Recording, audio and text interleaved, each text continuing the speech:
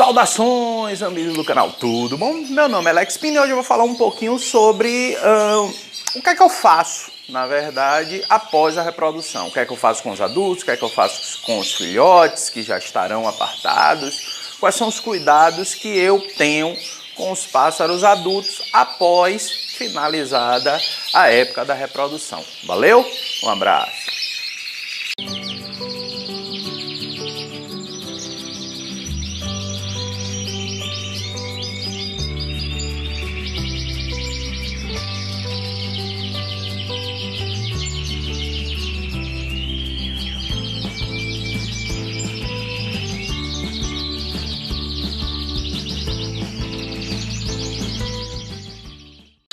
E aí, turma, tudo tranquilo? Tudo bacana com vocês? Espero que sim.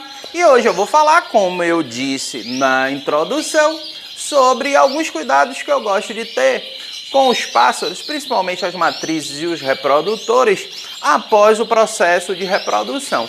E aí muita gente deve estar se perguntando, mas Alex, poxa, será que Alex já terminou a reprodução? Teve algum problema, alguma coisa assim? Não, turma, assim...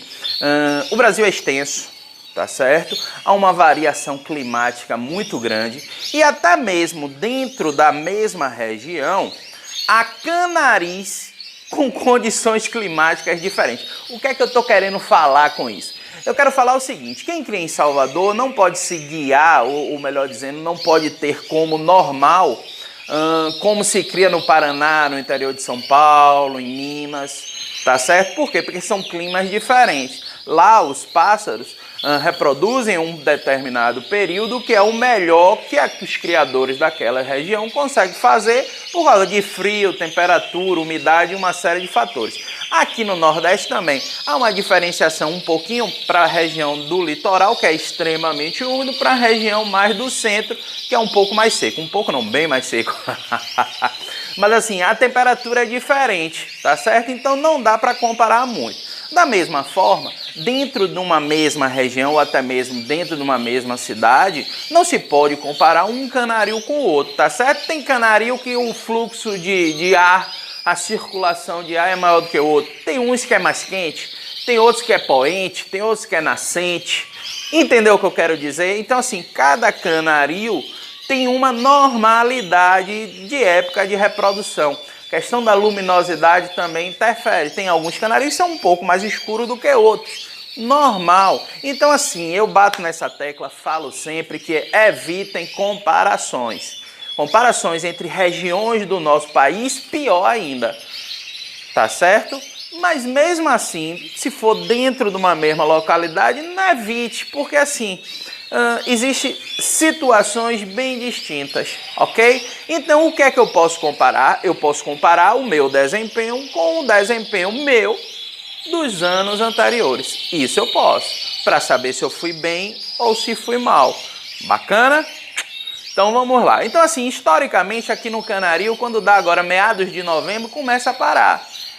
Historicamente, aqui no Canarinho, normalmente início de junho, os machos estão hiper folgosos. As fêmeas, se eu deixar junta, uma começa a arrancar a pena da outra, é problema. Dificilmente eu consigo levar fêmeas para o Campeonato Brasileiro, porque a grande maioria delas não aguentam ir até o meado de julho. Ela arranca a pena dela própria no peito, às vezes na asa, a própria fêmea. Isso é questão aqui do canarinho, e em alguns canarinhos também acontece isso, tá certo? No Nordeste principalmente, que é muito difícil a gente estar levando fêmeas. Então assim, no início de junho, já o pau tá quebrando aqui. Em compensação, no meado de novembro começa a parar a reprodução. Como é que aqui funciona? E eu deixo os bichos bem à vontade. Começa com os machos. Quando eu começo a ver um ou outro macho entrou em muda agora em novembro, eu digo, ó... Começou a finalizar é ótimo. Começou a finalizar a reprodução. Então começa. Cada dia aparece um aqui, um acolá e tal. E aí eu tenho que ficar atento porque assim, o macho em muda dificilmente ele vai encher ovo. Então eu vou trocando os machos enquanto as fêmeas ainda estão reproduzindo ou estão fazendo a sua última ninhada, tá certo? As fêmeas também elas começam a parar, elas estão criando, elas já não fazem ninham para uma próxima ninhada, e eu deixo elas bem à vontade porque o processo de reprodução em si é extremamente extenuante, tá certo? E eu não gosto de forçar muito. As únicas fêmeas nossas aqui que fazem 5 ninhadas são aquelas fêmeas que não criam, porque eu acredito que assim, o mais extenuante é o criar a filhotada. Então, se tem uma fêmea extraordinária que eu quero tirar uma quantidade maior de filhotes dela e não deixo ela criar, eu pego os ovos dela, a filhotada dela, passo para outra fêmea, eu procuro, na medida do possível, fazer com que essa fêmea me dê 5 ninhadas. As outras, as que criam, normalmente 4 ninhadas é o meu padrão aqui. Se você perguntar para outros criadores, cada um tem uma forma diferente de criar. Eu respeito numa boa, paz e amor, tá certo? Mas eu faço assim. Só que aí começa a finalizar, quando inicia dezembro, pelo menos 60% ou 70% dos casais já pararam. Um ou outro ainda está com filhote grande nas gaiolas alimentando, mas não vai fazer uma nova ninhada. E uma ou outra fêmea ainda está espertinha e eu tento colocar com um ou outro macho, se ela já não fez 4 ninhadas, para que possa tirar a derradeira em dezembro. Janeiro, início de janeiro, quem foi, quem não foi, eu arranco todos os ninhos, tá certo? Raramente, uma vez ou outra, o ano passado, uma canária Isabel Pastel me enrolou porque ela estava com filhote. Quando eu pensei que o ninho já estava cheio de ovos de novo, na hora que eu fui jogar fora, o ovo estava galado. Putz, aí o embrião já estava começando a desenvolver, aí eu não quis jogar fora, pois bem. Aí nasceu o filhote 20 de janeiro. Filhote que, assim, para o nosso concurso aqui em Salvador, que é no início, na primeira semana de junho, ele ainda não estava totalmente formado. É um dos motivos que também eu evito tirar filhotes em janeiro. Os últimos filhotes vão nascer em dezembro.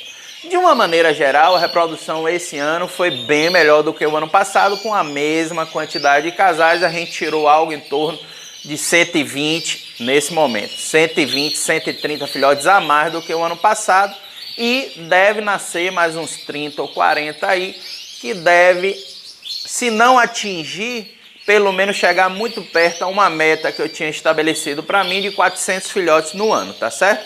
Eu anilhei hoje o 360, então ainda falta 40 filhotes para anilhar, ainda tem uns 2 ou 3 miudinhos, ainda tem algumas canárias chocando aí com ovos cheios, ainda tem algumas poucas fêmeas aí que estão reproduzindo, então acredito que eu devo chegar perto dos 400 filhotes, ok?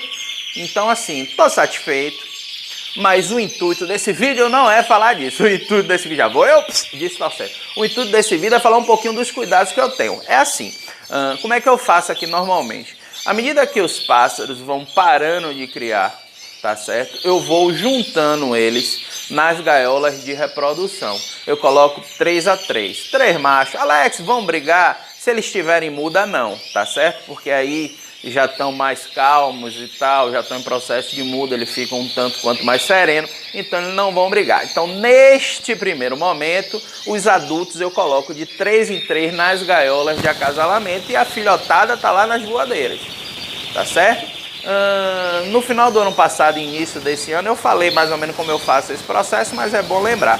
Por que eu faço isso? Porque facilita o manejo, porque vai diminuir a quantidade de gaiolas, facilita o manejo e me dá um pouco mais de tempo de eu prestar atenção. Por quê? Porque assim, a época de reprodução debilita muito os pássaros, principalmente as fêmeas que estão ali criando.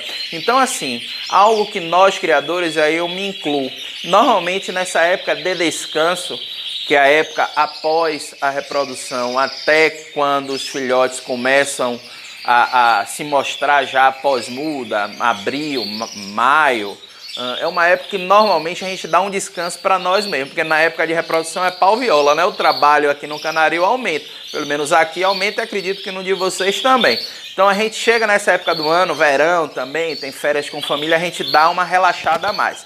É normal relaxar? É, tranquilo, não tem nada de errado, mas assim, dá um pouquinho de atenção, não deixa os adultos assim, bota lá numa voadeira e largou comida e água. Não, faz um processo dele, melhora a alimentação dos bichos para tentar revitalizar esses pássaros e você poder mantê-los como matriz no próximo ano ou vender para um outro criador um pássaro que esteja com uma saúde bacana, tá certo? Então aqui, por exemplo, tem uma fêmea que está um pouquinho sentida. Se ela tivesse numa voadeira, a situação seria bem pior, porque aqui pelo menos eu tenho 3 fêmeas, 2 potes com extensor de mistura de semente, ela consegue se alimentar bem. Numa voadeira ela já não conseguiria se alimentar adequadamente. Talvez eu nem perceberia que ela está sentindo um pouquinho. Aqui eu percebo que ela está sentindo, então eu posso dar o cuidado, eu posso dar uma farinhada para elas. Tá certo? Lembrando que essa época do ano eu dou farinhada para os adultos dia sim, dia não, tá certo? Como eu faço farinhada para a filhotada todos os dias, um dia eu dou para metade dos adultos, no outro dia para outra metade e assim a gente vai, tá certo?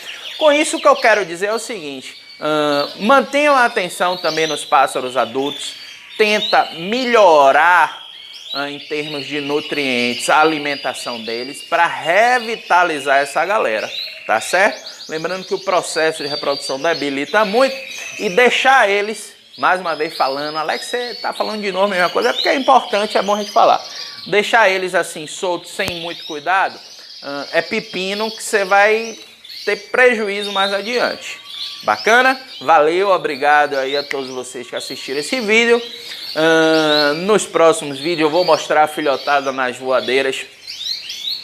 A gente ficou com 29 voadeiras daquelas que eu botei para vender. A gente tinha 42 ou 43, vendemos algumas e ficamos com 29. Meu cunhado fez a gentileza de pintar lá na empresa dele, lá a galera lá pintou as voadeiras para mim, que de uma certa maneira elas ficaram bonitinhas, brancas e tal. E deram mais um gás, já que eu não consegui vender todas. O intuito era vender todas e comprar outras de um modelo que eu acho mais interessante para o meu espaço aqui, que é aquela um pouquinho mais vertical. Mas não consegui, estou usando elas. São 29 voadeiras, tem 28 cheias e tem uma que ainda está vazia, que é esperando a galera aqui apartar a filhotada que está nas gaiolas de reprodução ainda. Valeu? Um forte abraço e até o próximo vídeo.